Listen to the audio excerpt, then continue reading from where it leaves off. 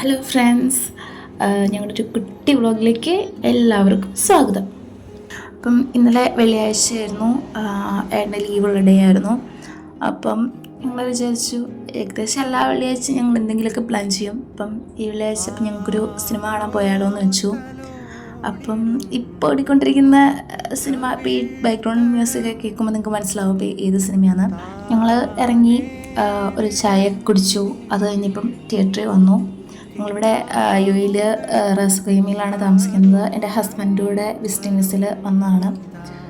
അപ്പോൾ അങ്ങനെ ഞങ്ങൾ സിനിമയൊക്കെ കാണാൻ വേണ്ടി തിയേറ്ററിലെത്തി. അവിടെ ഇപ്പം ഞങ്ങൾ മാത്രമേ ചെന്നിട്ടുള്ളായിരുന്നു ഫസ്റ്റ്. പിന്നെ ഞങ്ങൾ കുറച്ച് ഫോട്ടോസും വീഡിയോസൊക്കെ അവിടെ നിന്നെടുത്തു.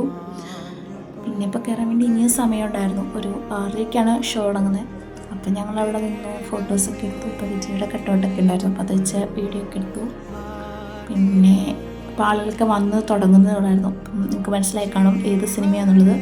വാഴ 2 ആണ്. അപ്പം വാഴ 2നെ കുറിച്ച് പറയുകയാണെങ്കിൽ എന്താ, ചിന്തിപ്പിച്ച് ഒരുപാട് നൊസ്റ്റാൾജിക് മെമ്മറി നൽകിയ ഒരു ഫിലിമായിരുന്നു. അപ്പോൾ കുറേ പുതിയ മുഖങ്ങളൊക്കെ സിനിമയിലൂടെ വന്നിട്ടുണ്ട്. അപ്പോൾ എല്ലാവരും നല്ലൊരു മികച്ച പ്രകടനമാണ് കാഴ്ചവെച്ചത്.